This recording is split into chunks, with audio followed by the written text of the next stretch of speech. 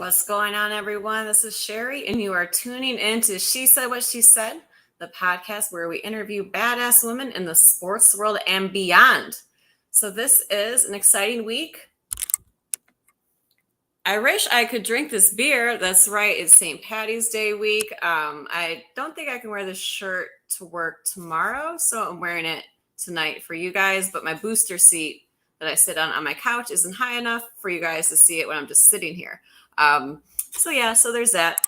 This is, though, kind of a big week for me. I actually went back to the office for the first time in 2 years. I'll be going a couple times a week. It was very much like going back to school, but in a warp time zone. So if anyone wants some Girl Scout cookies from March 2020, they're sitting there still. I thought COVID was only going to be a couple of weeks away. So yeah, I left half of my Girl Scout cookies there, and we're not sure if they're still edible. So let me know if you can eat Girl Scout cookies unopened 2 years later. It is also my opening week of my Spartan racing season. I'm going down to Atlanta this weekend. I'll be running a Spartan sprint on Sunday morning. So that's at 5K1. Really just going to see how my winter training went. Can't like do like a lot of speed work in Chicago or hill work in the winter. So we'll see how things go. And then I'm going to run it again in the open with a newbie, just because I can't go all the way down to Atlanta and only run a 5K. But tonight we have our, what was my intro for her? The P of my pod, or the P in my pod. You guys know her. University of Illinois track and field All-American, and one of my besties, Miss Snacks. Hey, girl. Hey, how are you? I'm good. How are you? I'm good. A little tired, but I'm good. Yeah. You celebrating St. Patty's Day with the Irish people? No, I will be playing taxi. I have to drop people off at buses and airports. Ooh. Yeah. That's no Yeah. fun. Yeah, I got my parents out. My mama and her husband are headed out of town, and my sister is headed on her 8th grade trip. Oh, how Yeah. fun. Well, it'll be Yeah. nice little weekend. It's okay. Yeah, everybody's getting away. Yeah, I'm 4% Irish, so there's not a lot for me to I'm celebrate. pretty sure there's some of that in me somewhere. I just don't know how much. Right? You probably have more than I have. That would be Mine's, pretty funny. that would be actually, you should do that and see which ones that you have more than me, because that would be hilarious. That would. So we have, when I do the bookings on this, I'm very like, all right, let's not have too many track people in a row. So we're not like track every week, even Yeah, though you and I know like we every could track person. definitely and talk about track all the time, all day, every day. Exactly. But I didn't necessarily pay attention to that. Or we're going to have double weeks of basketball, but that's okay. Did you just leave because you didn't want to talk about basketball, Snacks? No, I don't know what that was. Well, it was appropriately timed. So we are going to be doing a double basketball, which actually works out really well because it is the start of NCAA March Madness. So we are going to be getting into the March Madness spirit. Our guest today, she is a former college athlete, a hooper, and she is now the head coach at Elgin Community College. Let us bring in Eumeka Aguado. Sorry, nope, I said it wrong. I had practiced it so many times before, and then with the spotlight on me, I was like, nope, can't do it. Can't do it at all. It's okay. It takes people a while to get the pronounce, but it's Aguado. Aguado, and I said it about 10 times backstage correctly. And then I was like, here, and I was like, oh God, this is live. It's okay. It took me a while to figure it out too. So So thank you so much for joining us. As I said, that you are the coach at Elgin Community College, yes. Local here. So for people that don't know where Elgin is, let us know. Where is Elgin? Elgin, it's northwest. It's about 35 miles northwest of Chicago, suburbs of Chicago. Yeah, so we're the northern part of the state. Fantastic. Yeah. And so you are the first year head hoops coach, correct?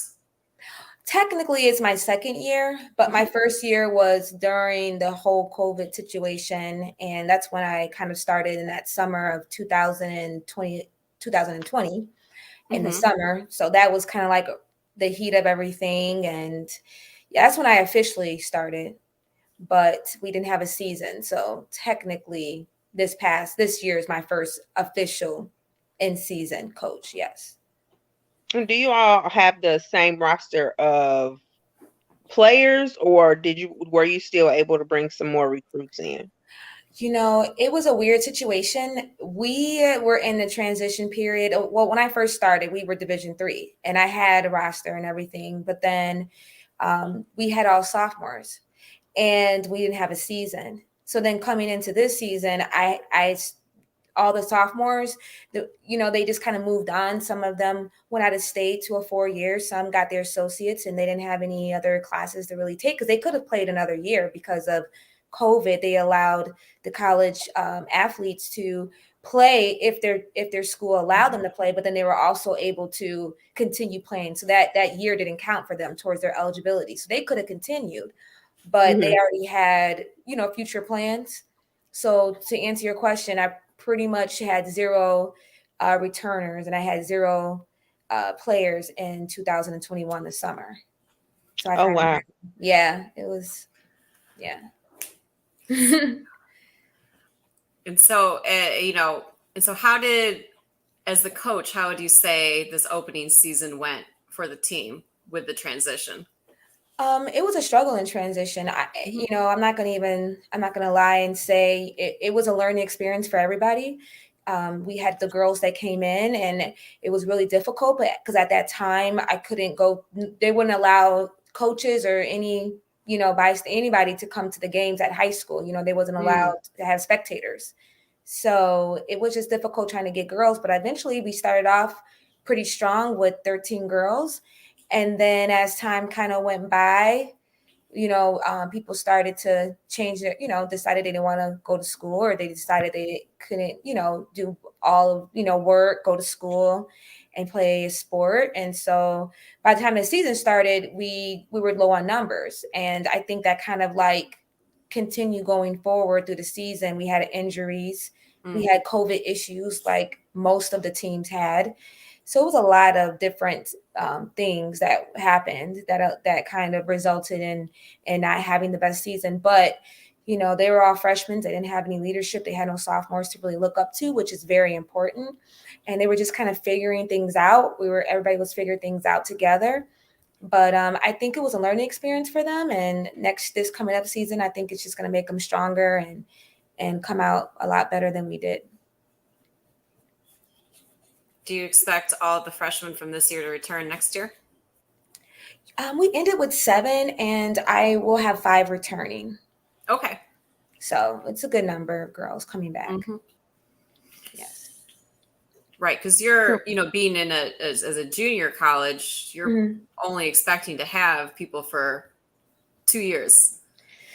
Yeah, it's a transition period for the girls as well, because you get some players that they may be good enough to go to a 4-year college, but it may not be what they necessarily want. It might be a Division 3, or they might have, particular colleges in mind, and they want to go to a junior college just to kind of work on their skill set, get stronger, work on the things that they want to work on, so that once they're done with the 2 years, then they can go on to hopefully a 4-year that's going to help them financially.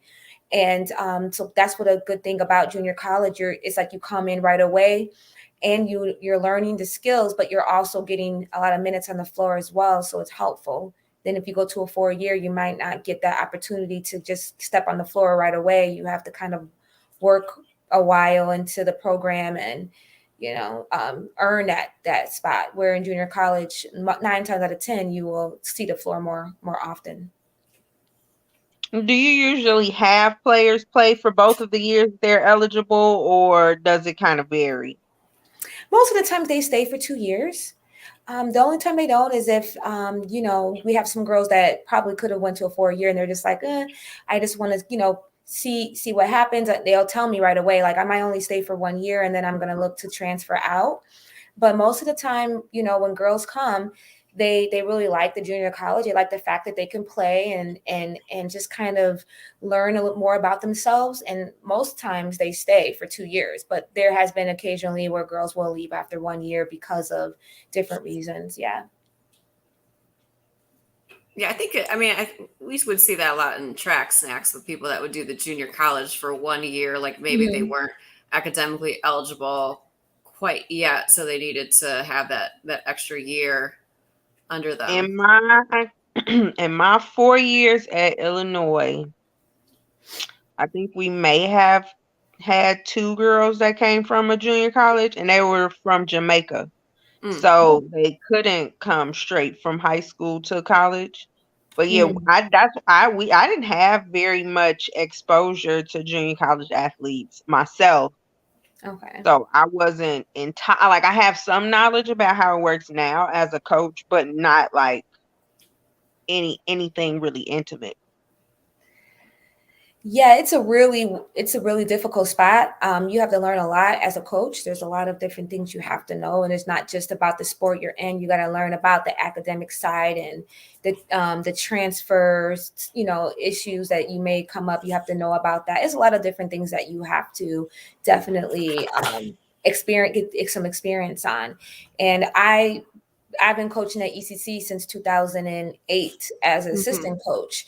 And so for me, even though I was there for a long time, I was more so focused on the girls' development, not so much on the other end where the head coach was more responsible for. And back then we were Division II. Was Division II most of our time. I mean, the whole time we became Division III about 6 years ago.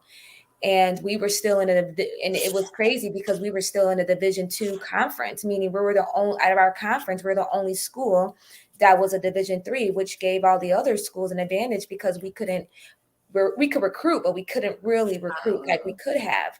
So it's been a struggle for 6 years, but we were actually doing okay and doing great against those Division II girls. The last couple of years, like the year before COVID and then the COVID season and this past season is kind of what we kind of struggled a little bit, but I think now that they are giving us more support by allowing us to go Division II again and supporting us with those scholarships to give to girls, I think it's going to be in the future is going to look brighter. It's just, getting awareness out there and getting the community to have your support, because a community college definitely is the community to support them in things that they need, because, we are a junior college and we don't get as much funding as we would if we were a 4-year school. So we definitely need the support of the community as well. Now, how does that work where you could go from Division II to Division III and then back to Division II?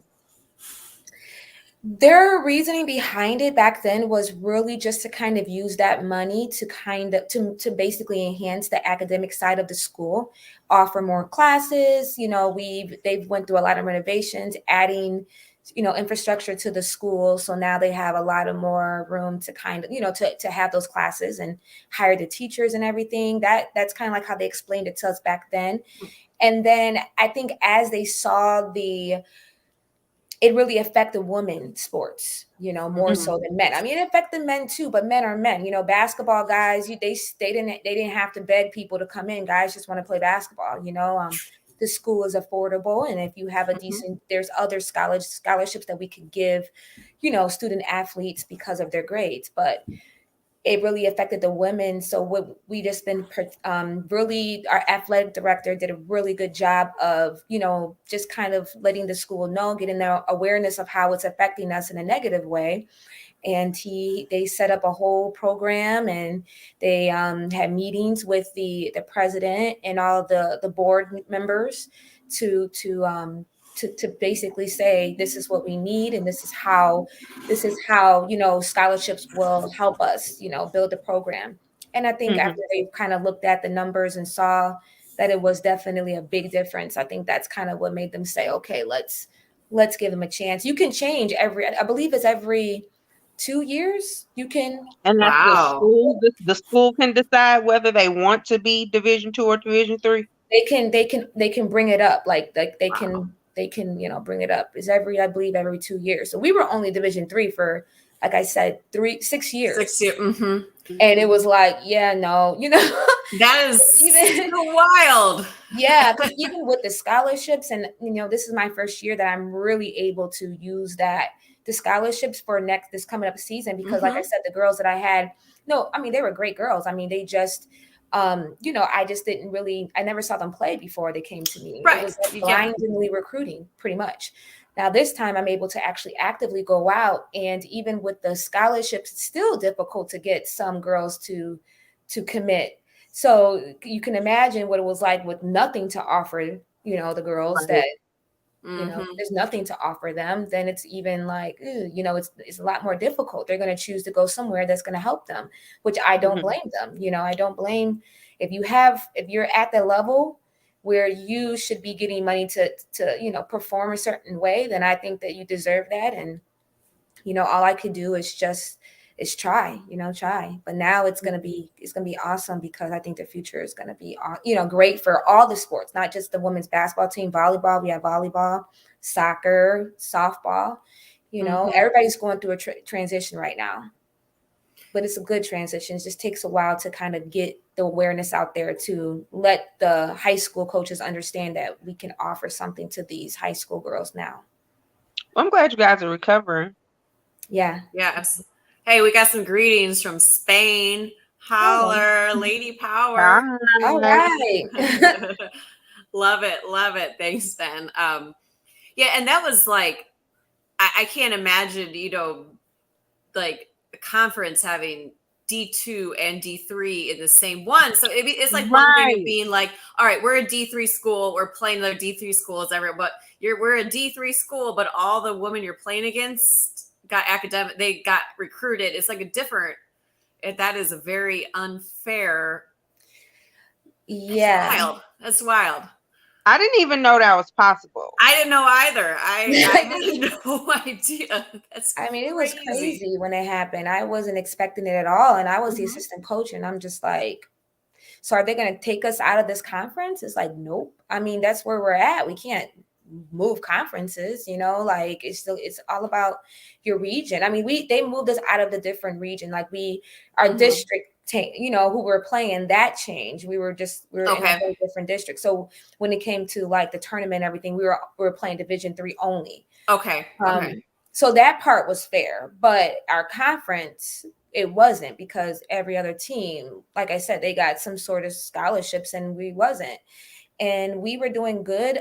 We the first couple of years into the Division 3, like I said earlier, we did okay. And that's because everybody knew we were Division 2. So girls would just come in because they knew. And I think part of it as well, we actually, back in 2013, we went to nationals for the first time in forever. We went to nationals, ECC. I can't remember the last time they went to nationals. So we were doing very well.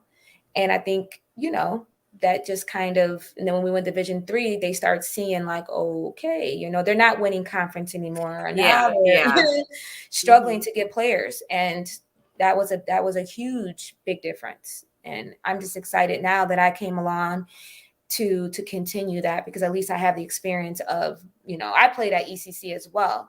And I was on a scholarship as well. So that mattered. To go transfer to a 4-year with debt free, and not having to have your parents scrape up money to try to help support you, it's a wonderful feeling to not have to worry about that, hardship for your parents and for your future. And that's what matters. It's big, Yeah, that's a great transition to talk about you as a player. So I heard you were Elgin High School class of 2001, because a friend of mine saw the post and he was like, oh, John Woods went to school with you. He was like, okay. Yeah. So I know how old you are.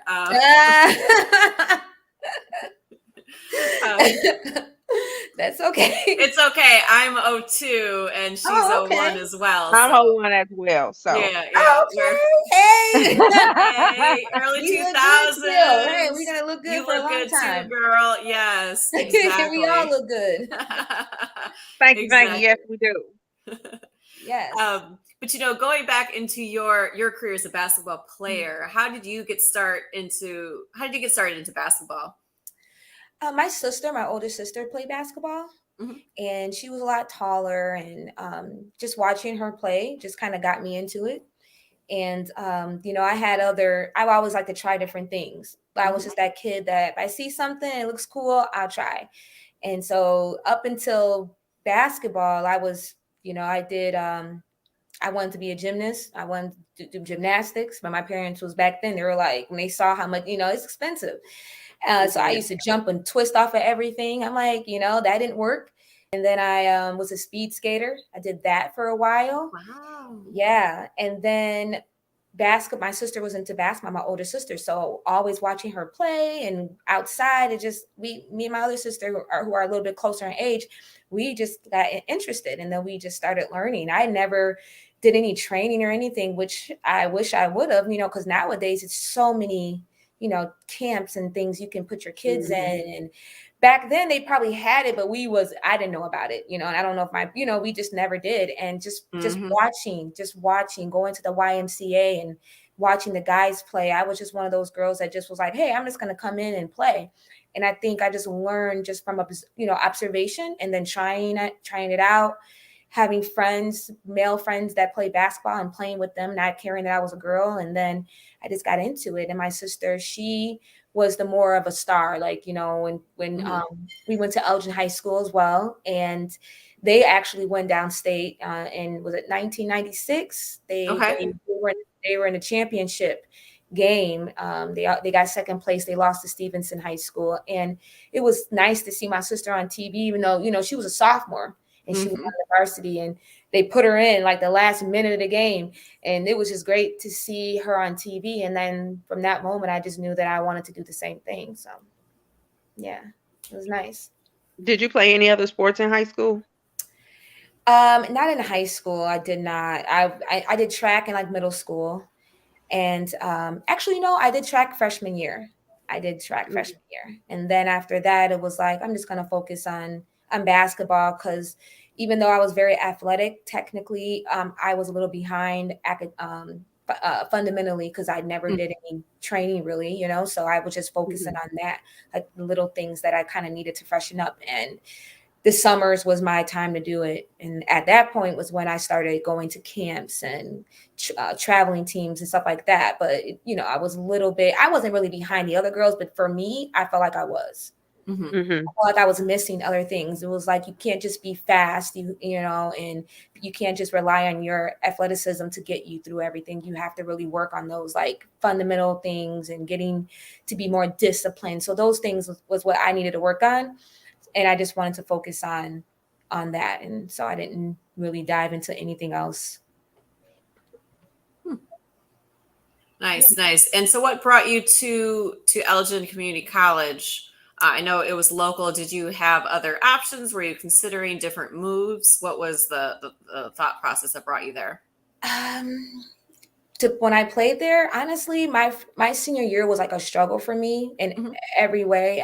My mom was sick; she had cancer, and it was a lot of things that was going on at that time. And I honestly didn't have a plan. I didn't know where I was going to go, so I got a call in the summer from the Elgin, at the time, the coach that was the head coach at the time. And she called me and was telling me she was trying to get a hold of me. And, I almost went downstate, like during the 3-point competition. And she was like, oh, you made it to the super sectionals for the 3-point competition. And we want to get you on the team. And she recruited me. And at first I told her I wasn't interested. And then I kind of thought about it some more. She called me back again, and then I said, okay, maybe I'll just try it out. And they were willing to pay for my school to give me a scholarship and everything. So I'm like, let me just try it. If I don't like it, then I can always, figure something else out. Right. And that's literally how I ended up there. If she never would have called me, I probably wouldn't have I don't know what I would have done. Who knows what the future would have happened. But I wasn't planning on going to ECC at the time. Awesome. And did she play in college at all? Yes, she ended up going to John Logan. At the time, they were like the number one team in the states. They were Division Okay. One junior college, and then she ended Okay. up getting recruited to go to play at Loyola University in Chicago, and that's where, Ah. yep, she got a full ride there. Um, she got recruited right out of high school. I believe she got recruited from UIC and Illinois University, but like you guys were saying before, there were some things that we were all going through at the time. And so she thought that maybe going to John Logan, which was, they were going to nationals every year at the time, that would be the best for her, just to kind of focus a little bit on other things. And then, Mhm. she still, went the Division One, which was nice, but that's where she ended up. Okay. So you got some, and if you guys were to play one-on-one today, who would win? Between me and my sister? Yeah. Oh, it would be me, honestly. There it is. I mean, I only say that because I continue, like I'm always active, and also because she tore her Achilles a couple years ago. So that's Ooh, another. ow. That's the reason why, probably. We got the gimp. I mean, I hate that. I don't want to laugh about it, but she did. Like, it was Ooh. about 3-4 years ago. She tore her Achilles randomly. It wasn't really randomly. She was going up for a layup, and I don't know how she landed, but she ended up tearing her Achilles at a Elgin. It was actually it was the beginning of a game we were playing in. It was alumni game from Elgin versus Larkin. It was like the two rivals. Okay. And we were just, warming up, and that's what happened, during the game. Shit. It was crazy. We didn't know that she tore her Achilles at the time. We thought that maybe my sister had a really high tolerance, so she kind of just like walked off like it was like she just twisted her ankle at first or something. Okay. And then I think as she was sitting there, she started realizing like she couldn't, that it was more than just that. It was actually something serious. So she just went straight to the emergency room, and then they told her that she had surgery and everything. And yeah, so now she has to build that back up, and she has to build that back up. Does she still play? No, she actually has not played since then. She was like, Oh. I think that because she's never had a really bad injury. Like, thank God, I knock on wood, me and her, we've never had any injuries. Like my other sister, she played. She's a year older than me. She graduated a year older than me. She played basketball as well. She's a left-handed girl. And like the last, I believe it was like 2 games before our season was over at home, she tore ACL. So she was the only person that had like a major, injury, and me and my sister never. So I think this was like, you know what? I'm getting older. Like, I'm just done. This is a sign. That's kind of like how she took it. So this is my body saying once you hit 40, things turn a little bit different. Yeah, but I mean, Achilles is an injury that happens to even the best shape people. Yes, So we have seen it. We have seen our friends snap their Achilles playing flag football, it's and horrible. Way too many times. Way too many times. Yeah, it's horrible. It's horrible. So even when I play, because I sometimes play, and I like to play with guys. I'm just like that kind of girl, but I don't do as much now because I just don't want to like hurt myself. I don't want to have, break a leg, or I don't know, like tear my ACL or any type of injury. I just don't want to have to do that. So I try to like, but you never know. You could just step on somebody. You can come down on somebody's foot. Anything can happen to you. You know what I mean? So yeah, she just took that as, so now she's going to the gym working on herself, but I wouldn't say that she would never play again, but she hasn't really played since that happened. Dang. Yeah. Dang. So you definitely will take her. Nice. Yeah, I would say because of that. I would definitely say because of that. I mean, she's one of those players that play inside, outside. In high school, she played inside, and then by the time she got into college, they said, "Hey, you're 5'10", and she's like 5'10", 5'11", but that's really like a guard, So she had to work on her outside game, and then she developed that too, so she can play inside, outside. And I am not, I'm a guard. I can play a little inside, but she started off that way. Right. So she's really a tough person to play against, So yeah, I will only say probably because she tore her Achilles is why I can beat her now. Got it. Yeah. Well, we'll just add that asterisk, but we'll Yeah. just do the clip of you saying, "Yeah, I'll beat my sister, whatevs." Yeah. Yeah. She was.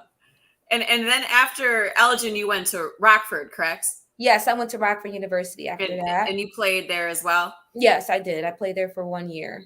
Okay. Yeah, I played there for 1 year.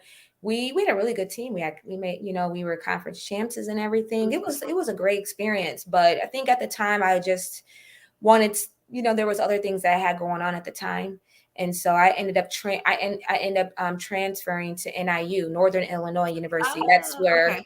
that's where I went. And there was some talk about me playing on a team at the time, but I could have, honestly, but I just was like, I have 1 year of eligibility left. That's really hard to try to dive in. By the time the year is over, you're just kind of getting started, And so I just kind of just focused on, my academics and graduation and things like that. So then I ended up my senior year there, and how I ended up coaching at Elgin was the coach that was at Elgin was still my coach. He coached me the first year. And so he was there, and, I just wanted to learn more. I wanted to learn more about coaching. So he allowed me to come on the coaching staff. And then I kind of just stayed there and learned. And that's how I kind of grew into where I'm at right now. Yeah. Sweet. Yeah.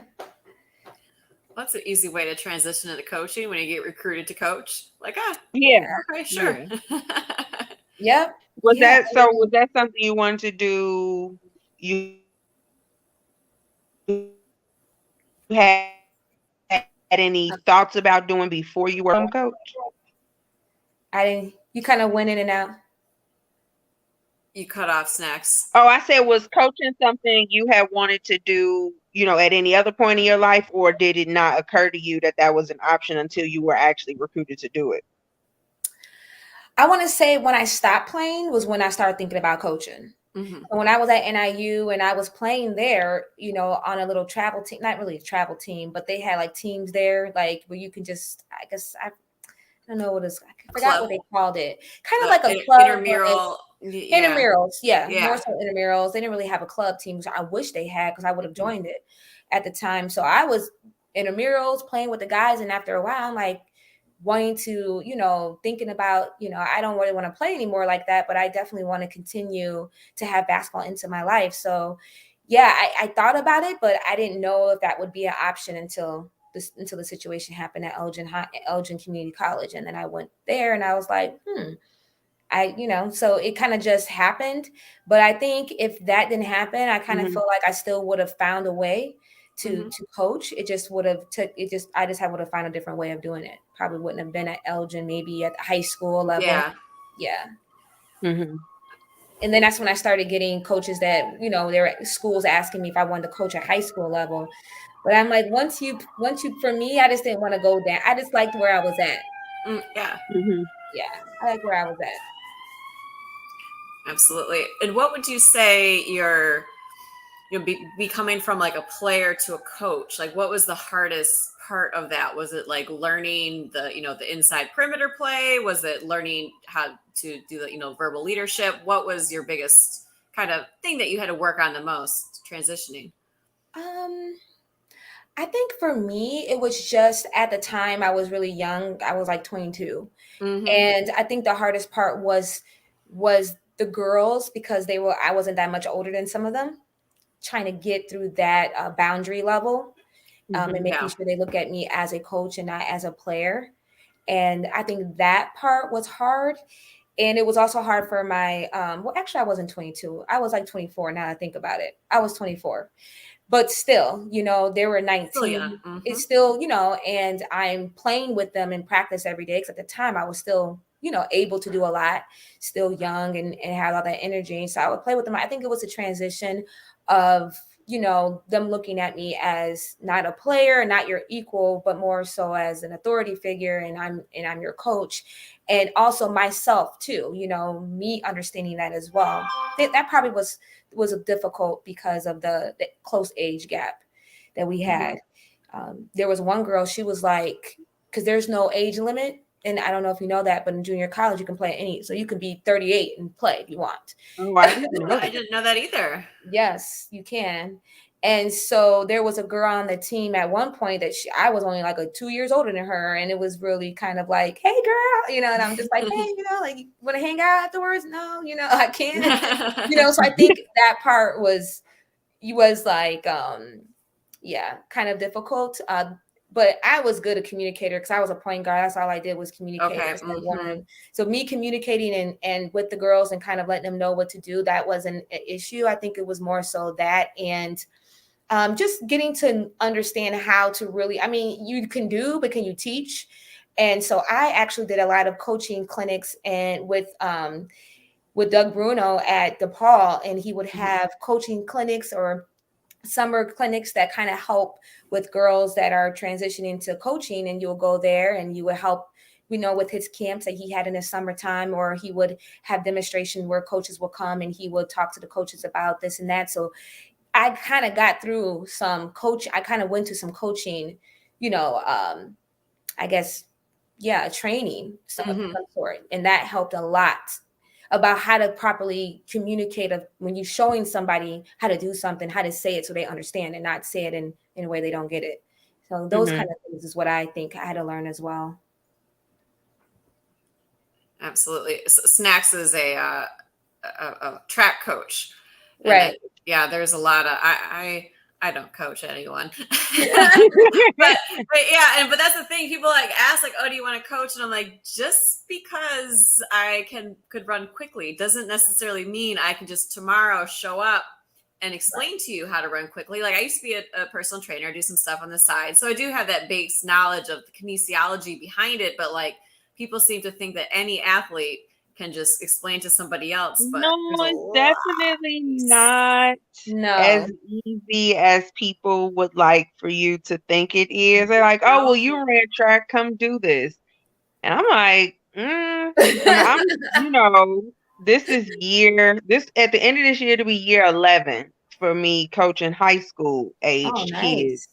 And I feel like I'm still learning how to, teach, because as the kids change, you have to change the way that you work with them and the way that you teach, because they're learning differently. And so I think that's been a big challenge. Have you had any type of challenge with that in terms of, you've been in the game for a while now, and you've seen how attention spans have gotten shorter and shorter and shorter. Have those challenges added to the things you had to learn about coaching? It definitely has. It definitely, man. I'm glad you brought that up, because that probably was the bigger challenge, because you have different girls coming from different schools. They didn't, play together growing up in 4 years or 5 or 6 years, so definitely you had to, as a coach, there's different girls, and they're emotional, some of them, and some of them not used to the way, I grew up with coaches in your face swearing at you. It was a whole different kind of game back then. There was no sensitivity, where now you really have to take that in consideration. Because basketball is it's track, I love track. It's awesome. But for me, it was more so adjusting to the different girls that came in every year. Yeah. And you can still coach and do, the same. You can still coach and you don't have to change, but you definitely have to change how you talk to people, because some girls take it differently, and some understand where you're coming from, and some girls don't. So you're constantly having to really change how you communicate with the different individuals. And I felt like this past season there was struggles with that, not with me. Because at this point, I've done it for so long, I pretty much know how to communicate with somebody without making them feel like they're small. But some people have to still learn that as coaches, and you can't always get in people's faces. The people have, feelings now, and they're not. I'm not gonna lie, they're not as understand. I think they're being. I don't know how to explain that. We you know how we are. We grew up in a different era. We did. So we did. we had more. I feel like the mental toughness part is huge. Back then, like, you had to be mentally tough. There wasn't a question. And if coaches said things to you, you just took what they said and not how they said it. But now it's like, it's the opposite. They don't listen to what the words you're saying. They're just listening to how you're saying it and not understanding the meaning behind it, because they're so consumed of the way you're talking to them and not what you're saying to them. That's really been hard too. Like, you really, and it's like different. It's different. Coaches can be tough, but in a different way than how I grew up. Completely different. Oh yeah, yeah. Yeah, I mean, I would not have been able to say and do half the things that we have to allow them to say and do. no, I wouldn't be able to either. And I mean, my coach was a legendary coach, and he was very loving, but he was very stern. German, just like my parents. So it was what I was surrounded by. But yeah, it was like what he said was, it was the facts. And I mean, if I went and complained and, cried to mommy and daddy, they would have been like, that's on you. Like, the only time they ever had a disagreement with him was when he allowed me to run a race when turned out I was sick with mono. And I kept trying to say, oh, it's fine. But I just looked terrible. I couldn't run. I was sick. They're like, my mom got mad. Like, why'd you let her run? And he was like, she wanted, but that was the only time. That was the only time they ever were like, all right, you should have known this. And he was like, yeah, you're right. Yeah, it's so sensitive now. Like, my dad, he's an older man, but he still laughs about the fact that one time I was I think it was my junior year, and I came out the game. I don't remember exactly what happened. I'm pretty sure I wasn't doing anything. That's probably why I came out. Maybe, I don't know. But I came out the game and I'm like, oh, where's my water? And the coach was mad at me because I guess I wasn't doing anything. He was like, what are you trying to get water for? You didn't do S, You deserve it. You didn't do anything out there. What are you trying to grab your water for? Like, when my dad heard him, and my dad laughs about it. Like, like he wasn't all like, why are you talking to my daughter like that? No. He was like, probably, yeah, she wasn't out there doing anything. And the first thing she's asking for is for water. What do you need water for? You didn't do anything. So, but my dad still talks about that and he laughs about it. Where now, if a coach said that to somebody's kid and they're right there behind the bench and they use the S word and you didn't do S or whatever, they probably be like, wait, hold on, you ain't talking to my kid. You know what I mean? Like, so it's just different. Yeah, I mean, I don't have kids, but if I did, I would 100% let the coach. Yeah, you probably did deserve it. Like, were you watching? I wasn't. That's probably why I've gotten pretty lucky. I've only had a couple of parents that are like, oh, I need you to relax a little bit, or why did you tell my kid he ran slow? Well, because he ran slow. Like, what do you want me to say? Time. So I have, but I've also had like head coaches and co-coaches that kind of lay down the law. Like, look, mom, dad, do you want your child to be good? If you want your child to be good, there are going to have to be some allowances. And we're going to coach them tough because we know where they're trying to go and what they're trying to do. So I literally say a prayer at the beginning of every season, like, please let me get good parents. I completely get it. And I am a junior. These kids are technically adults, but they're not. They're 1 year out of high school. Right? Yeah, exactly. So their parents is like high school. And they're local. They're probably local I call too. Them grown kids. I don't call them young adults. I call them grown children.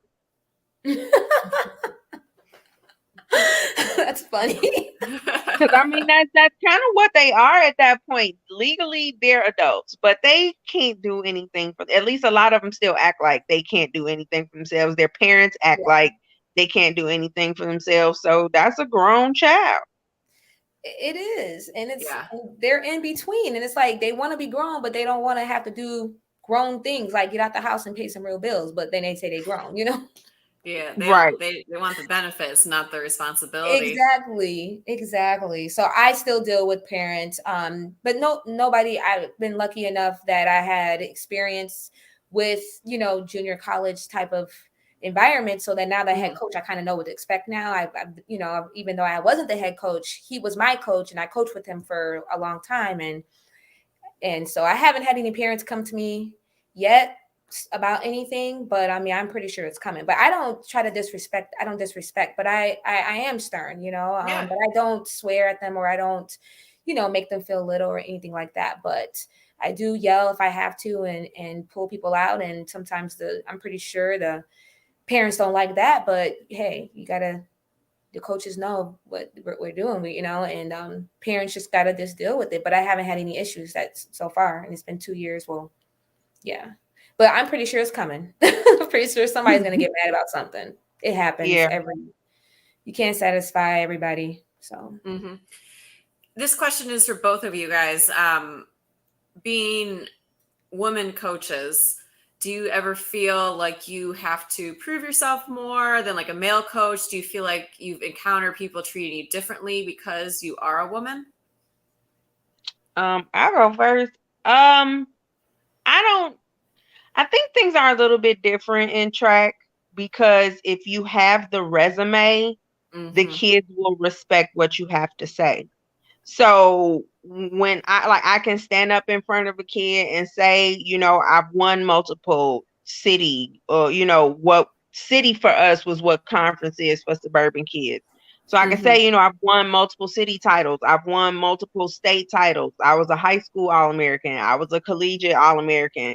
I set records. I'm still on all-time list. So when you can get up in Yeah, front you of are. the track kid and say, that's my resume, it lends a little bit of credibility. And then because I haven't left the state and the Illinois high school track and field coaching community is still relatively small, so there's still some coaches there who were there when I was in high school. Like I don't really have to prove myself with them either because they kind of know their credentials. So like for me, and it's probably a combination of the sport and the fact that I stayed in the state. I haven't really had an instance where I felt like I had to prove myself to anybody. I mean, except the kids because I look young. And so, the girls are trying me and the boys are, shooting a shot because they think they have a shot. I don't know why. But that's been the bigger thing. Like proving myself with the kids has been bigger than like proving myself with the adults. For me, I feel like because I have to recruit, I have to prove myself to the parents. The girls pretty much so far, they have been very respectful. I think they understand how far I came. And even though I wasn't the best player, I have a lot of like good knowledge, and basketball has been in my life since I was young. And that's like all I do and think is basketball. So they respect the knowledge that I have. As far as the school, I think it's great too, because like the athletic director have known me for 20 years. When I first came to ECC, he was the head coach there. And so a lot of the people who work in the athletic department are still the same people that was working there when I was there as a student. And I think I've earned their respect now. As far as I feel like I have to prove myself to the community, and I have to prove myself to like the parents, the trust to come to ECC and allow their kids to be coached by me. And I don't know why I feel like that. I just feel like it is that they haven't had, a woman coach there in over 20 years. And I just, for some reason, I do feel a little bit of pressure because I am a woman, but and an African American woman at that as well, in a dominantly man, sport. Absolutely. And a lot of the teams I play, there's not many women coaches. I see a lot of men. It's men dominant. So I do feel for some, and I think that's more internal me. I don't think it's one thing that anybody said to me. I think it's just more so me, my mentally. I feel like that. But I'm trying not to allow that to affect me. I just can do what I can do. And I think the future will speak for itself, hopefully, and getting the right girls and on the team. I think it's going to be significant, difference in a lot of things. And so, yeah, I don't know. I do feel like it's a little bit of a little pressure on that end because of the situation of not having female coaches there Mm-hmm. in a long time. Absolutely. We had Frank had a comment come in, but Chris Harris being on our show last night, he said he had to ask NFL players if he can coach them. So when they throw their fits, he would respond, "Didn't you tell me I can coach you?" So it's not just the high school girls. It's not just the college girls. It's the NFL players too that are soft these days. Yeah. Yeah. It's funny to me when you're talking about proving to the parents, because like when I was being recruited in college, I don't think my parents spoke to a single coach besides of like, you want to talk to her? Here's a phone. Because I was, on the day with the house phone. Like my parents, they didn't come on a single recruiting visit of mine. They were like, they're like, this is your decision. Yours didn't either? Mine didn't either. Yeah. What's going on? Yeah. But not anymore. I mean, they call me on the phone. They come to every visit, and when they come to our games, they will bring their parents with them. The parents is a big influence of their decision, especially if they have other options. So they involve their parents with that. Yeah, my parents had never stepped foot on Penn State's campus until after I was already committed and going there. And part of it too was like all my visits, I was flying there. And so they would have had to pay on their own dime to fly and like stay in a hotel. They're like, what? I have younger brothers, and so they like, who gonna watch your brothers if I go with you? Good point. Yeah. Right. And honestly, my parents knew that I wanted to go check out the party scene of the schools. So that's what I was doing. Right. Yeah. I've had that experience since I've been recruiting. The parents have been involved a lot more so than I thought. Yeah, so that does seem to be something. Yeah, that is like much more of. And I wonder. I was having this conversation, actually, timely conversation with my mom yesterday, 2 days ago, about like these parents of like, is it because like they wanted to be like a star athlete themselves, and so now that they have the child, are they trying to live vicariously, or is it just like a cultural expectation now, or like kind of what is it that these parents are like so much more involved? Yeah, I'm not really sure. I mean, they ask more questions than the girls do. I think now.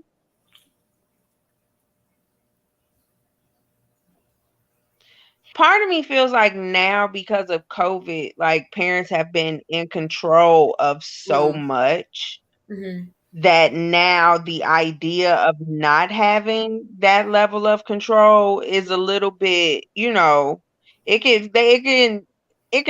can be a shock to the system when it's like, well, I've been in charge of everything, schooling, doctoring, whatever for all this time, and now I'm not going to be. I think that has a little bit to do with it. That's a good point. Yeah, that is a really good point. And that's probably why I get a lot of girls from out of state trying to come to ECC. Yeah. With their parents. I mean, I get more. They're trying to get away. Yeah, I see. I get more interest from either out of state or like hours away, like maybe like towards Indiana and Illinois or St. Louis, Illinois. Like I get more interest than the girls around the community, because I think they're trying to leave, and then other people are trying to leave and they just want to come anywhere but where they're at. I have a girl from Florida. She's like, I'm just trying to get out of Florida. I don't want to be here. I'm like, and come here. I get ready for the cold, and I tell, and she's like, "Oh, I love the cold." I said, "Oh, okay, great. Yeah, it's good for me." Go ahead, girl, come here. Hey, I'm ready. If that's what she decides to do, I mean, it's looking good. But I'm just saying, I get interest, more so than I have with the girls around here. The only issue for us is we don't have dorms. That would be really nice if we can have dorms either on campus or off campus. That would be even better. And that wouldn't even be something that would matter to the girls about, like, if we would cover, just the fact that we have that option for girls who are, or not even girls, just for student athletes that are either too far to drive, out of district, too far to drive, or that's, out of state. But the option right now for them is, just to kind of group them up and give them into an apartment that are really, really close to the university and the college. And there's a lot that we have been using for over the years, and they pretty much know how it goes. But if I was a parent that's heavily involved in my kids' decision making and they're going all the way across the country to live in an apartment their first year, I don't know. You know what I mean? So it just kind of depends on the person. Absolutely. Yeah. I didn't think about that. Yeah. And I was going to ask you too about how recruiting is. And so now what you're saying, when you have people from out of state, like how does that work from like a scouting standpoint, right? Like we're track runners. You're either fast or you're not. Right. There's that a lot. Makes sense. You don't have to really watch, you can just you just submit your times, right? I mean, there's obviously more variables than that, but there's that general thing like, it's a lot easier to have like these are our general standards. Like how do you do talent evaluation, especially when they're not local? Yeah, I think even before COVID, online recruiting was getting bigger, and then when COVID happened, it would just blew up because people had to rely on the internet, YouTube, whatever, Huddle, to be able to recruit and to see girls. So it's really like, and now a lot of student athletes, they are encouraged to have these profiles on these recruiting sites so they can attract coaches and schools that they may not have been able to otherwise. And so it's really easy for me to go on there, and they have a lot of information. They verify that you're a coach. They verify this with the school and everything before they let you have access. But once you have access, you can see their grade point average. They give all the information about the students, the coaches. They have profiles on their references. The coaches are saying things about them. You can chat with them.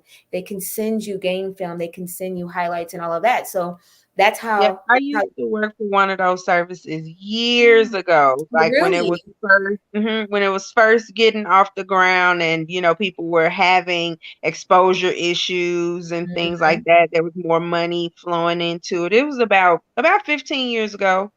I worked for one of those, and so yes, I was going to ask if you guys use those type of services, because I would anticipate that now they will be even bigger and even more of an actual, tool that's worth the investment than it was when I was working there.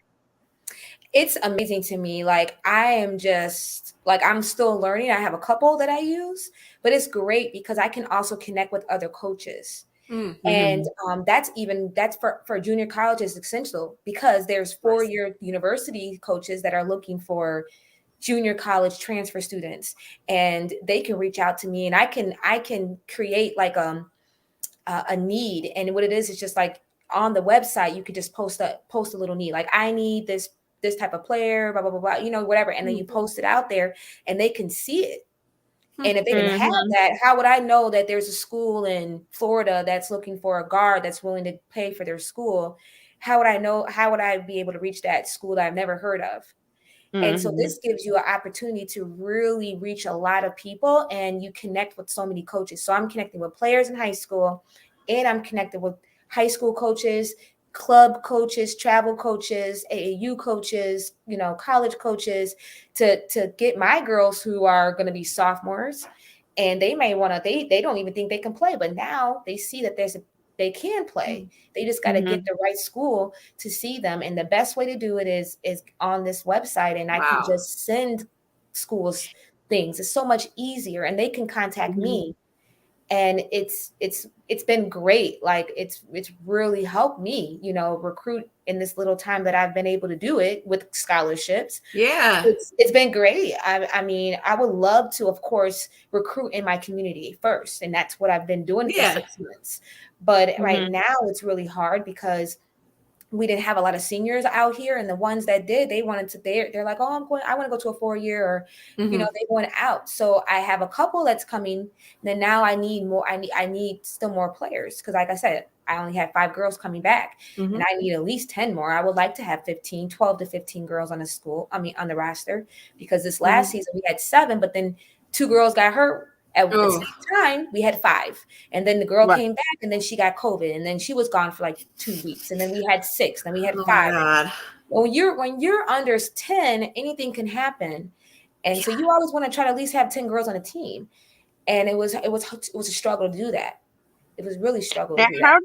how do you all's scholarships work? Like, are you given like they say you get 7 scholarships and you have to fit your entire roster into these 7 scholarships, or is it head count like on the major college level?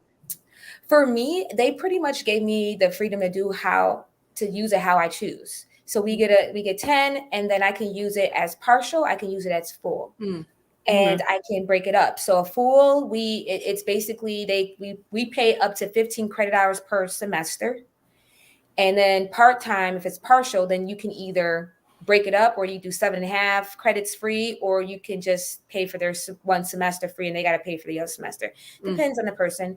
So I can play around with the scholarships. I don't have to use them all.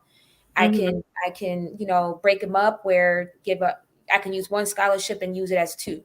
So I can get one girl, 2 girls I don't want to say for the price of one. You know what I mean? It's okay. I'm just saying, like, I can break it up if I need to use more. There are some girls that don't even need a full scholarship, and that's another reason how you can break it up. If they have really good grades and they're already getting academic, they may only need the partial scholarship to complete the rest of their tuition, so that they're paying 0.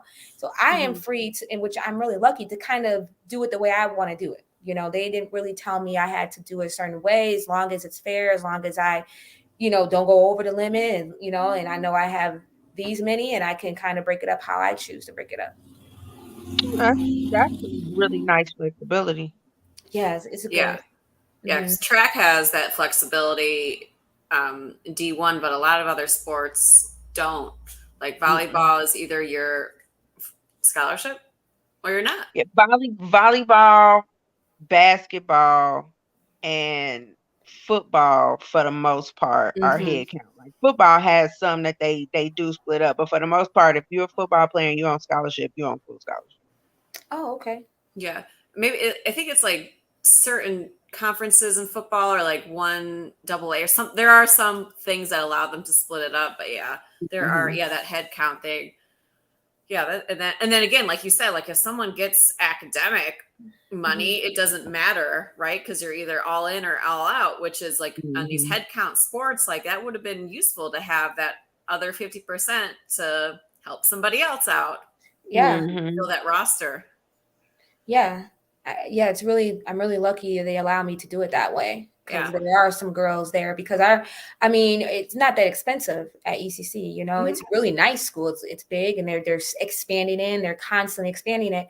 But I mean, if you live in the district, then you're really only paying $132 a credit hour. Where some that's not bad at all.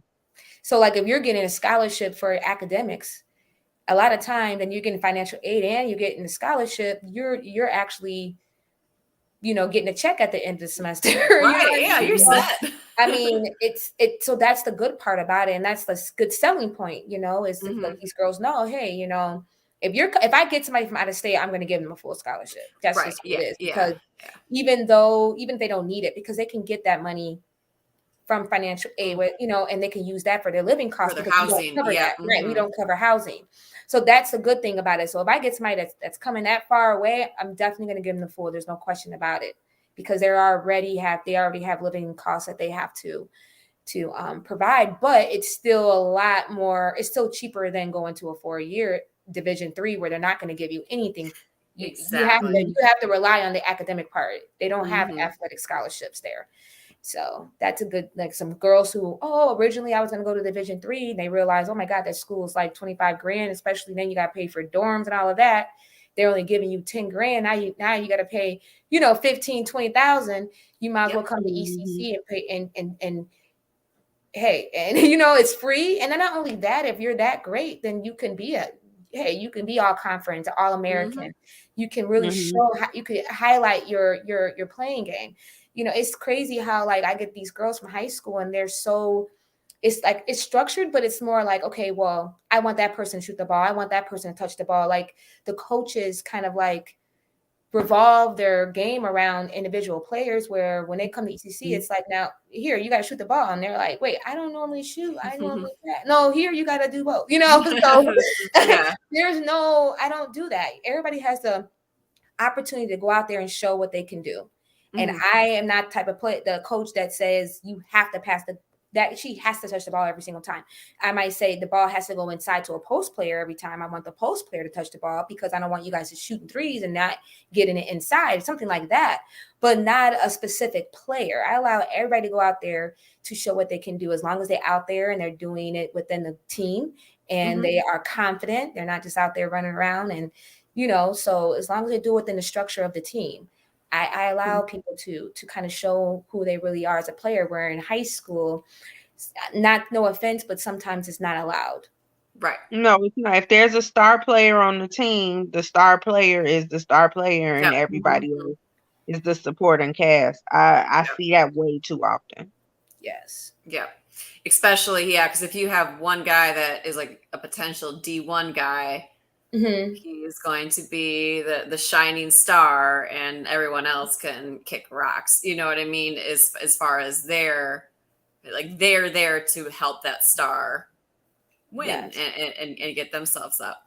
I did have one more logistical question about junior college. I was like, I have all these questions. So like in like, NCAA, if like I were to now, like if I were to leave after my junior year, I have to like enter the transfer portal and go through there. But I'm assuming for you, when your women are sophomores, they can be recruited openly, correct?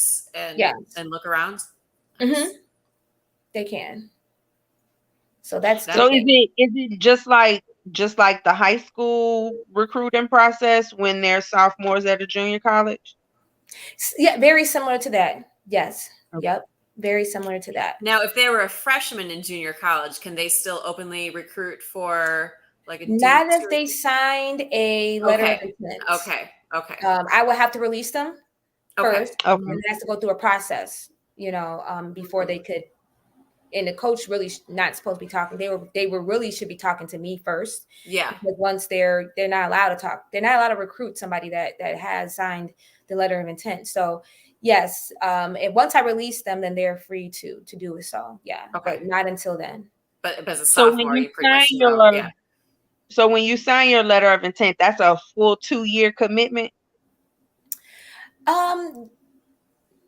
It could be. I mean, yes, they don't have to commit for the 2 years, but in order to, actively seek another school, I still have to I will have to release them. So technically, yes. Okay. But a lot of times that situation, we will have a conversation before that. Yeah. Of course. Okay. And then if some girls just may not be happy and they'd be like, say, hey, I don't want to be here anymore. I really want to look out elsewhere. I want to transfer out.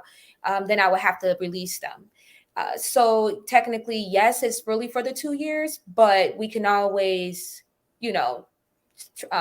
release them for the next year if they want. And then they have to go through the guidelines with the NJCAA. Depends on what league they go into. They might have to sit out for a year. It just depends on where they're going after they transfer like that. So what happens in case of like injury or pregnancy? And injury or what? Pregnancy. Oh, it used to be if you play in so many games, then like less than certain amount of games, then that season doesn't count. Yeah. Injury. If you're injured and it costs, and let's say you played a couple of games and you got injured and you couldn't play again, you have to like basically go through a process for them to get that eligibility year back.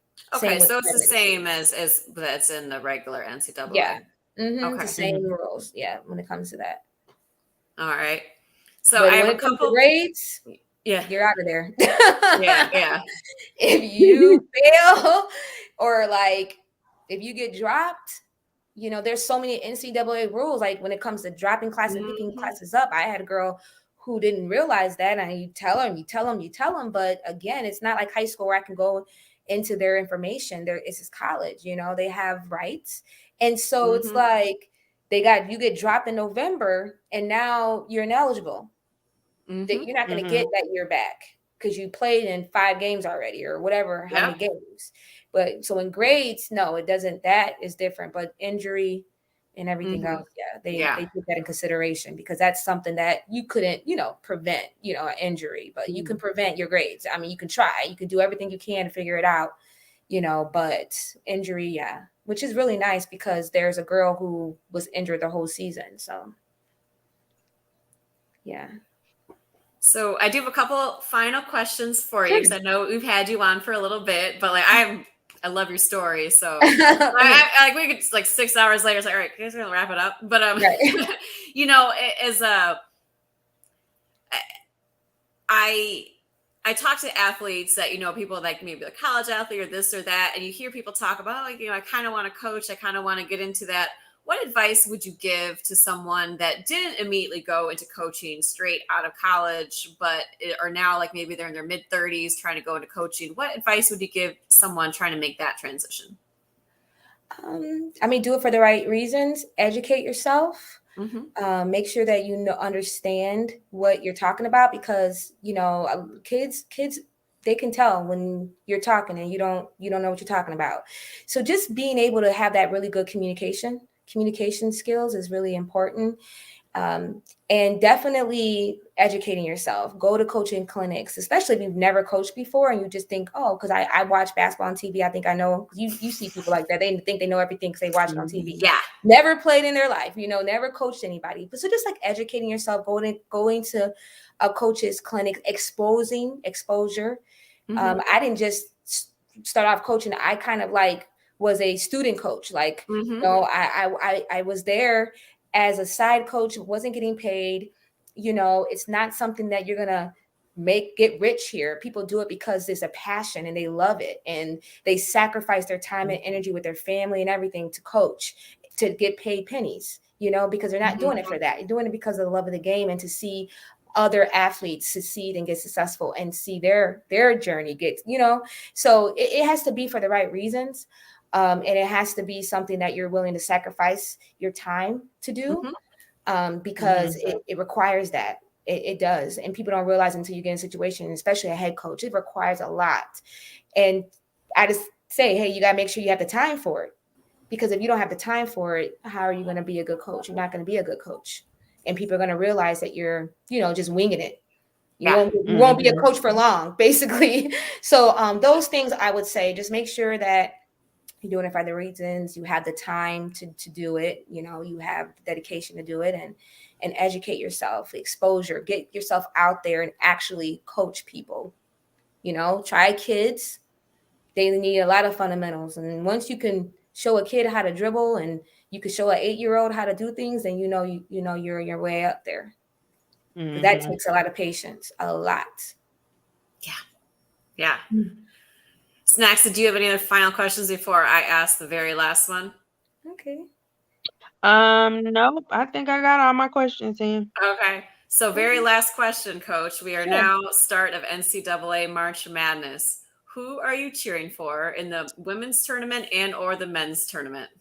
Ooh, you put me on the spot there. Yeah. No warning.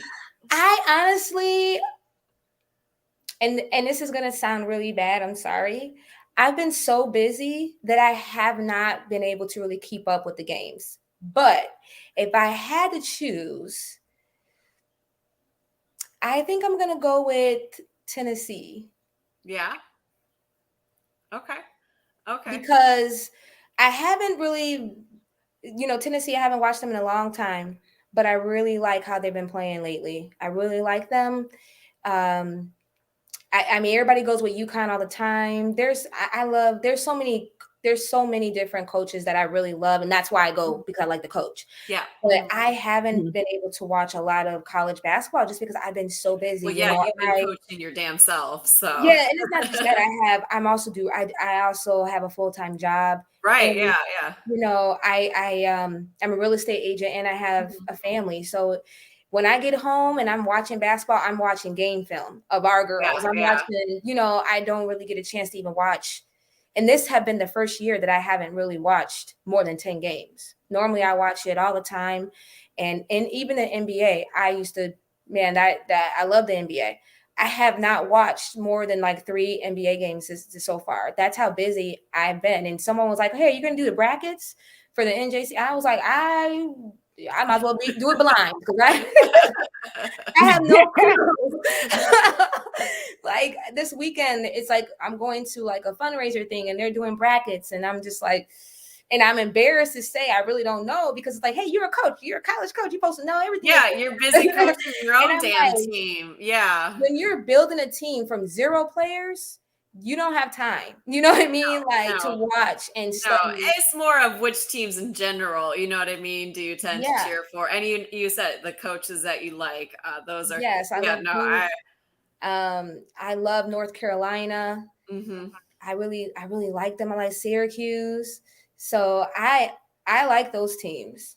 Those are like the teams I normally go for, but I haven't really been, I watch Duke because I know it's his last Coach K's year. Last. Yeah. So I watched, I think probably out of the 10 games, 5 of them has probably been Duke because I know it's his last year. So I want to watch and watch and watch.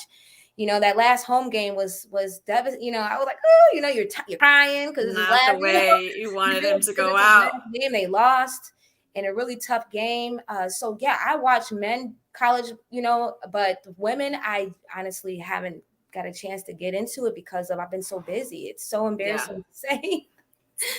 But that is one nice part about understand what you got going on. Yeah. That is one nice part about having the WNBA season in the summer is we'll be able to watch the uninterrupted time to watch the defending champion Chicago Sky. And I'm going to the game. I was so upset I couldn't get a ticket. I was just like, everybody was like, I'm always a last minute person. Oh, see, I bought them for the first home game, within an hour of when they made it. So I bought them like right behind the court, behind the basket at face value. And within a couple of days, I could have sold those for like $400. Wow. And man, because I bought them for my friends. And I'm like looking at my friends, like I could totally screw them over right now and just sell all their tickets and give them double their money and still make the profit. But I was like, no, I really want to go. So yeah, I used to go to WNBA games all the time years ago. I used to go all the time. And because they were just like, you would sit right there, you paid, it wasn't that expensive compared to the NBA. And I used to go all the time.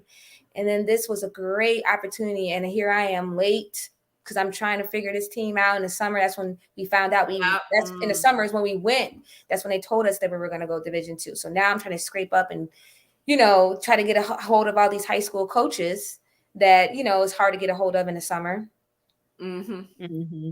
Because they're at home or whatever. So I'm trying to. Yeah, I hear you. They don't know what to tell me, So it's exactly. I was so upset. I'm going this summer. I am planning on being there at the, and watching them play in person. I think they're doing the rings and the banner on their second game. I think it is on a Tuesday because their first home game is on a Saturday. It's Mother's Day weekend. I remember seeing it like, I can't make it, but I think they're doing the banner celebration on like that next Tuesday. Oh, that's gonna be nice. I was just looking at the schedule earlier this week, and of course it's already gone in one ear out the other, but but yeah, I will definitely love the Sky. I can't wait to see what they're going to do. Yeah, I'm excited to see them play. Fantastic. So, well, thank you so much for your time.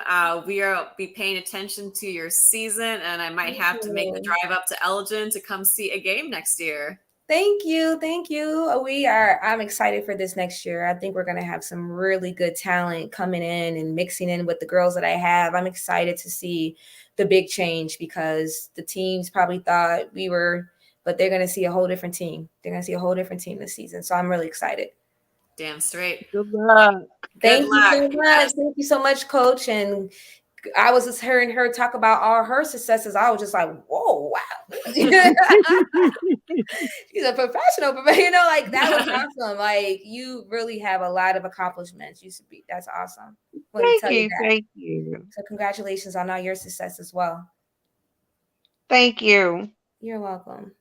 Awesome. You have a good one. Thank you. Bye. Okay.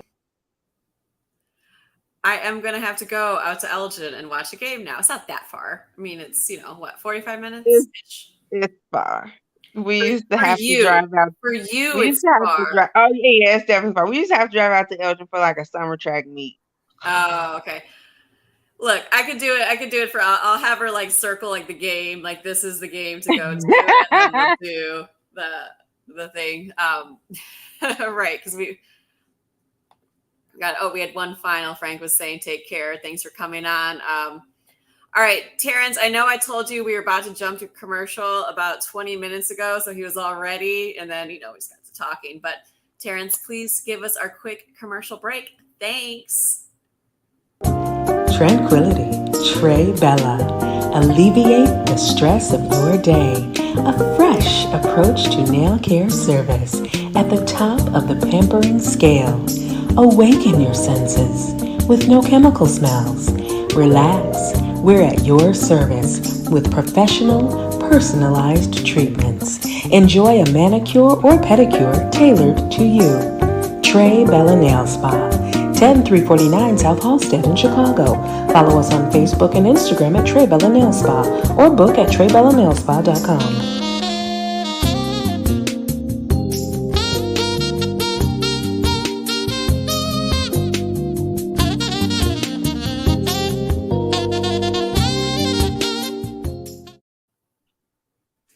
My pedicure is busted right now, but there's no reason to fix my pedicure right before I'm about to go run a couple races. So Very true. I'm not getting my toes done until it's consistently above 60 degrees. That's fair. I always have to have my toes done. I can't look at bare toes. It's a thing for me. I like my little toesies. I was blessed. I should have the worst feet. The worst feet.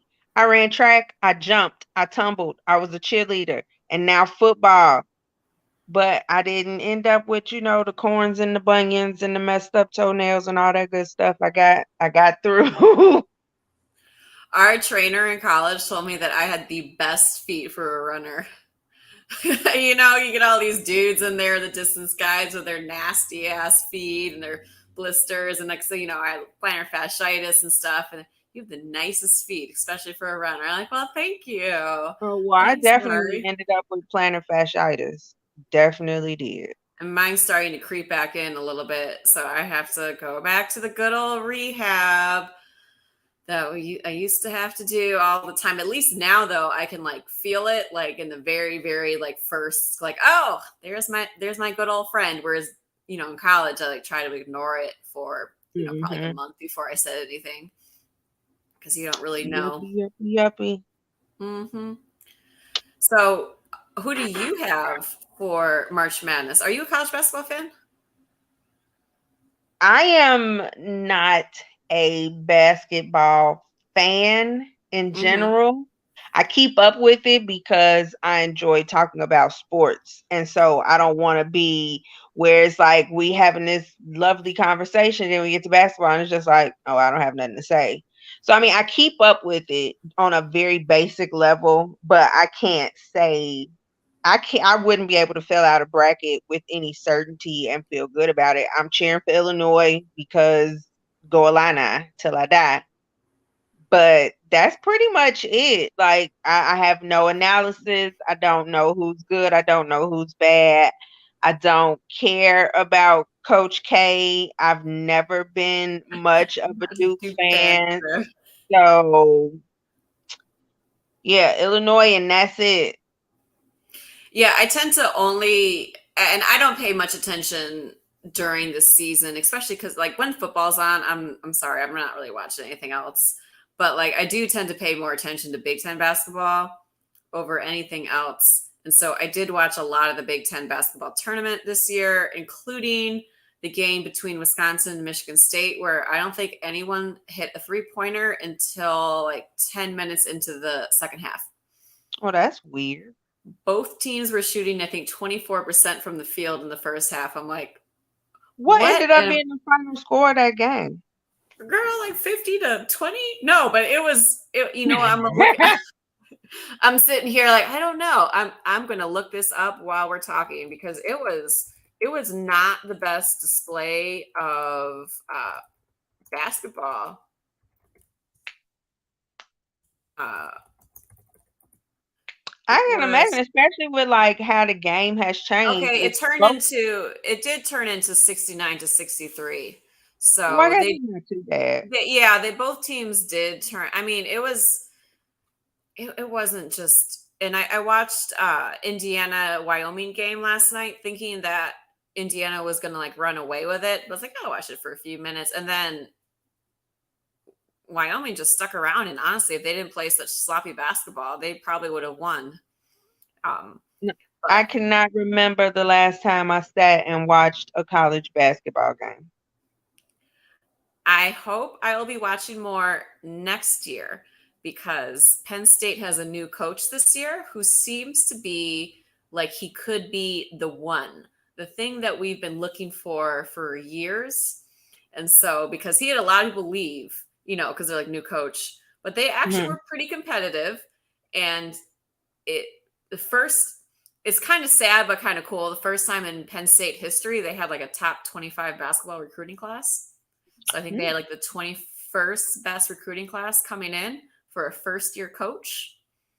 And Well, I they're guess like, yeah, one of their star player ran out of eligibility, but the other guy could have came back for, like what is it, the 6th year, whatever it is now. And he did. mm-hmm. So I'm like, this might actually be the time where Penn State men's basketball is actually a legit thing. So that will have me watching a hell of a lot more. Because it's not fun. Illinois is pretty decent. They've been pretty decent for a while, and nah, I'm just not a basketball girl. Yeah. You either are or Michigan basketball is huge, like for high school. It's like it was, at least where I was from, it was more popular than football. So we also had some really good basketball players come through. So, in the Detroit area, in the Saginaw, Flint, those areas, you've had a ton of really good basketball talent come out. See, even in high school, I didn't really go to the basketball games until my senior year because that was the year Morgan Park was really good and we won city and we went to state.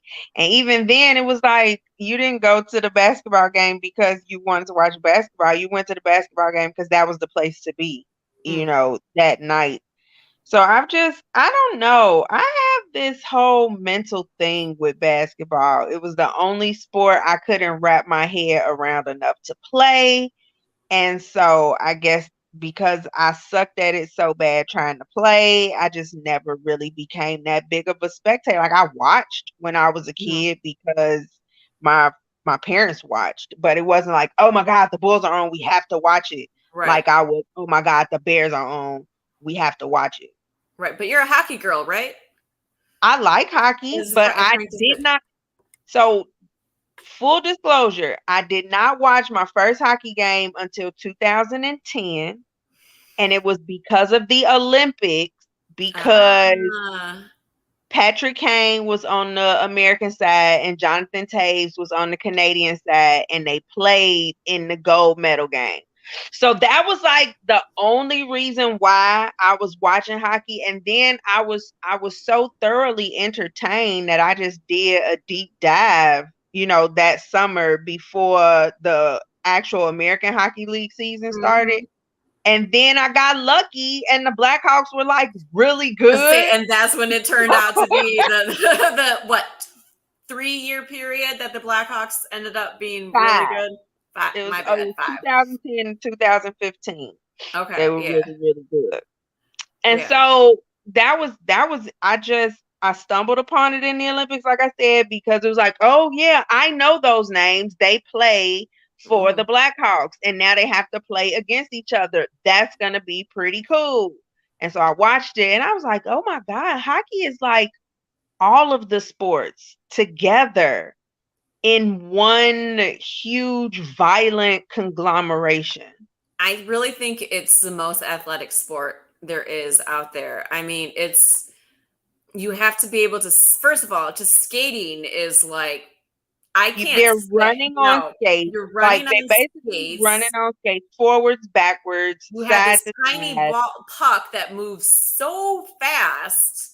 Yeah, And then yeah. you have to control it with the stick, so you're moving fast. The puck is moving fast. You got all this gear on, like the goalies have all that stuff And you on, and got they're super somebody limber flying at you full speed to into not the try to steal the puck from you, but to but to dislodge your whole body. check you against the net. Yeah, and you're allowed to Right. do yeah And you can do it. So it's like the hitting from football, the hand-eye coordination from from baseball, the baseball. Yep, stamina from soccer, the speed of shooting track. like Yep. in Mhm. basketball, the speed of it's all of the sports. And that's why I Right. don't be Yeah. understanding why people don't like hockey, because hockey is literally all of the sports. You shoot something like golf.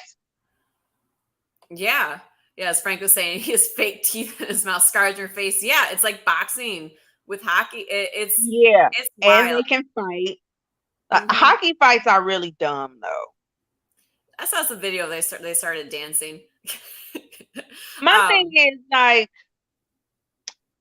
I hate seeing the hockey fights where it's the one dude and he done took everything off and the other dude still has a helmet on and he's right. like Why are you punching taking into all your the stuff helmet. off? Yeah. Like, Yeah. why are you punching into the helmet? Like, that's not doing anything. I will say, like, I don't really watch hockey on TV, but hockey in person is the best sport to go to. Like, because I've been to NFL games, I've been to NBA games, I've been to NHL. Like, I've done all the gauntlet of all the professional sports, and I would say hockey is the one that is the best in person, especially compared to on the television. Maybe I'm just, because my attention span is just not the greatest. Both hockey and I said baseball. it, Frank. I said it. Yeah, I said it.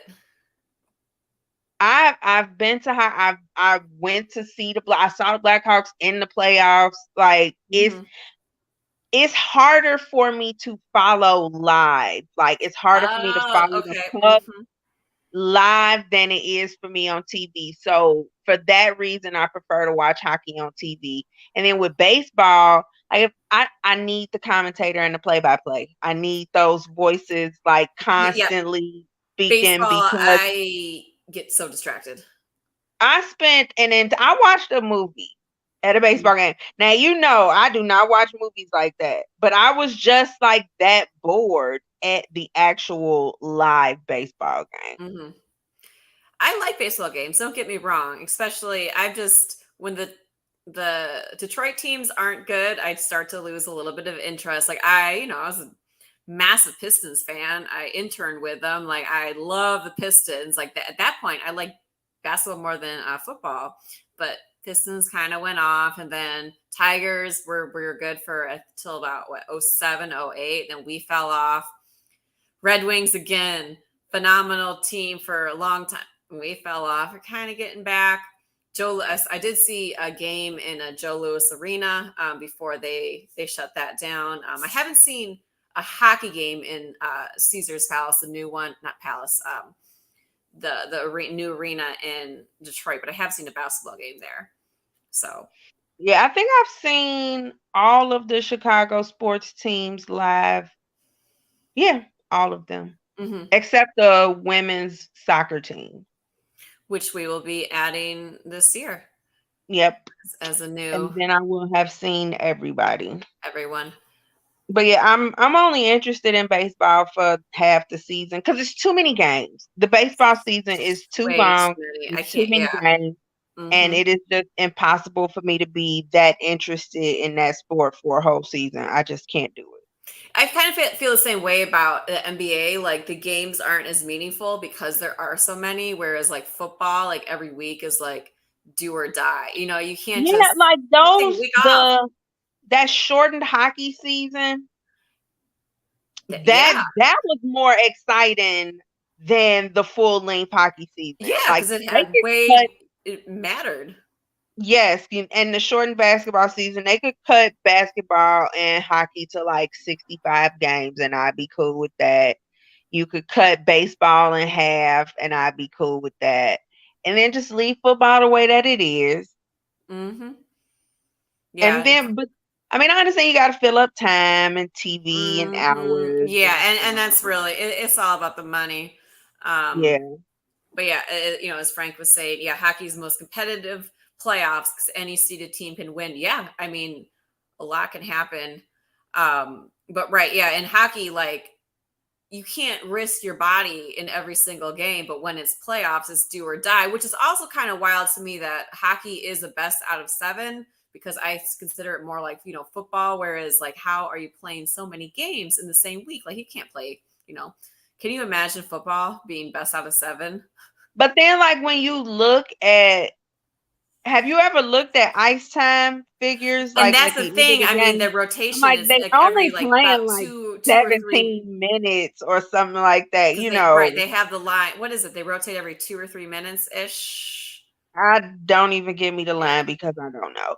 But Okay. it's like, it's in that instance you could kind of understand because there's so many different guys cycling through. It's not like it's this Fair. like football, it's the same 11, Fair. basically on the field for the whole time.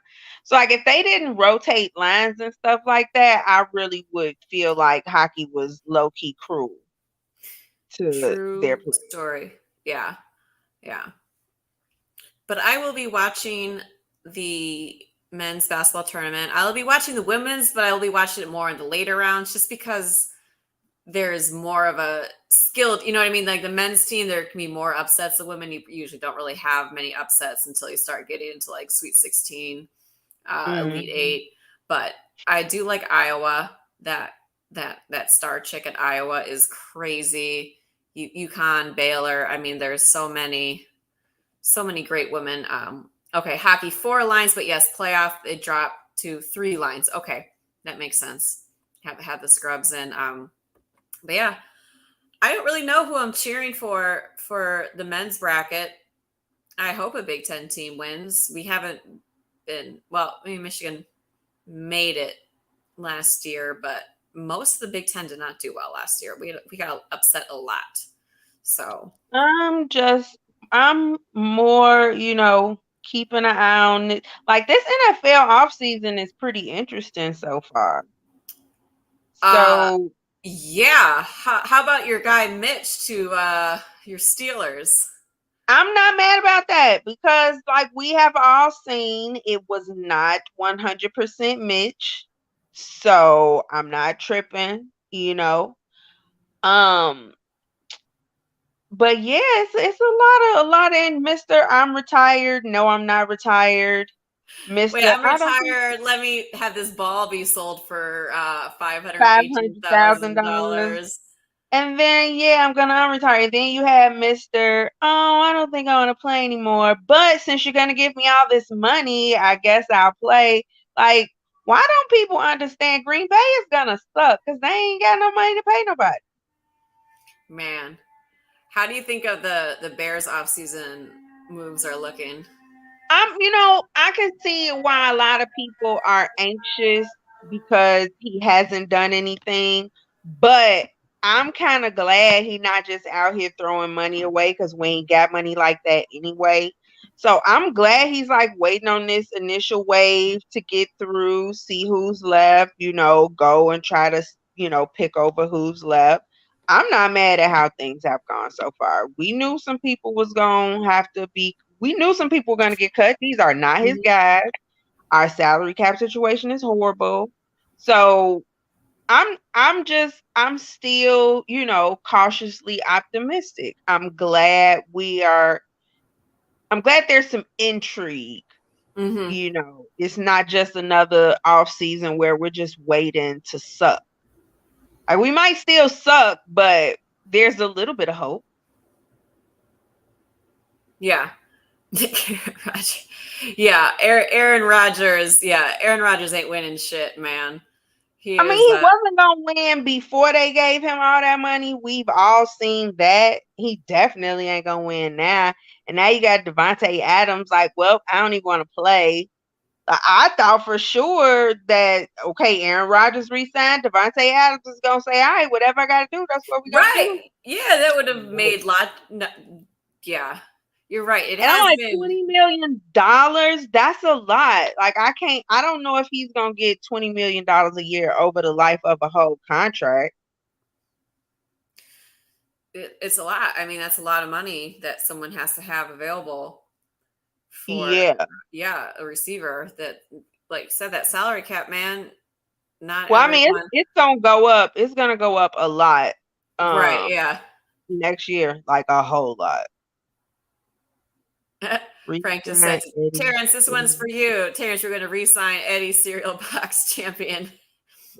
Well, they And can't Eddie trade him Jackson. because his contract is so bad. Yeah, the Bears are super not in a good spot for the trades. No. But, So, well, yeah. It'll be interesting. It will be interesting. I said no way. You know, well, I kind of like watch one sport at a time. Like, all right, football season's over. All right, now I'm watching basketball, and then I that's just how my mind works. I'm a NASCAR fan too. So now it's Oh my goodness. So like now it's NASCAR season, and I'm like, what is Bubba Wallace doing? Because he drives for Michael Jordan's team, and he's black, so that's my homie. And now that Jimmy Johnson has retired, I'm like, what is Denny Hamlin doing? So I got some stuff to kind of distract me. This is a major track year. So it's been a lot of really good track results to keep up with. I think Worlds is either this weekend or next weekend. I think it's next Indoor Worlds. I think it's next weekend, right? Because they had, I think it was 3 weeks in between U.S. Championship. I thought it was just 2. I thought it was just 2. I could be wrong too because I don't even. I haven't looked at the calendar. Me neither. I thought it was 2. It could be 3, but I thought it was 2. Yeah, I was also listening to an interview by someone going, but when they were giving their timeline, I might have been listening to the episode like a week, a few days later. So I don't know, but yeah, Indoor Worlds, that will be exciting. Yeah, it's good. And then Outdoor Worlds in the States, so it's a big year for us track thing. Yeah. But I think there's a Women World Championships this year too. Oh, are they on the even year cycle? No, they're in the odd year. That's the reschedule, or what? I think it's the same. I think they're on the same cycle as track. Right, where they're normally an odd year World Championship, but they got it moved. Yep. Because of the Olympics. That's what I was trying to say. Yeah. I think they have a World Championships this year too. Nice. Yeah. Busy year. I like it. I love it. But on that note, it is getting close to my bedtime because I have to go back to the office tomorrow. So I ate today, so now I just have to have a snack and wait to get sleepy. Yay. So Max, go and give you your shout outs for the evening. Shout out to, they're not watching, but my nephews were here for a few days this week because they're on spring break and they're on their way back home now. So shout out to them and my mama at driving them back, that they make it safely. And shout out to everybody that's listening and watching right now. I hope you all are having a lovely evening. And that's it for my shout outs. All right. Well, shout out to the LEC folks. That would just be D-Sun. I don't know why I said folks, but D-Sun, my guy. And then also trying to say shout out to my CNN or CCN. You know what? I'm going to stop talking today. We national? We're now on CNN. Yeah, Chicago Clubhouse Network is now Chicago Network, and we're now CNN. Oh, my guys, all my people behind the scenes. Like I said, I might be the face of this show, but I do all the work behind it. So without them, I would just be talking to myself on my couch, just to myself. Yeah, and shout out to our guests. So I'll definitely, I didn't realize how many questions I had for junior college basketball because I was like, oh, there is a lot of things But that there's I a don't know. lot about the whole junior college thing that I just don't know because it's one of those things that people don't talk about a lot. No, and that is got to be so difficult for a coach where you're constantly recruiting people every 2 years, and then you're helping, and of course you're invested in your players, so then you want to like help them get to the next level. And dear Lord, that is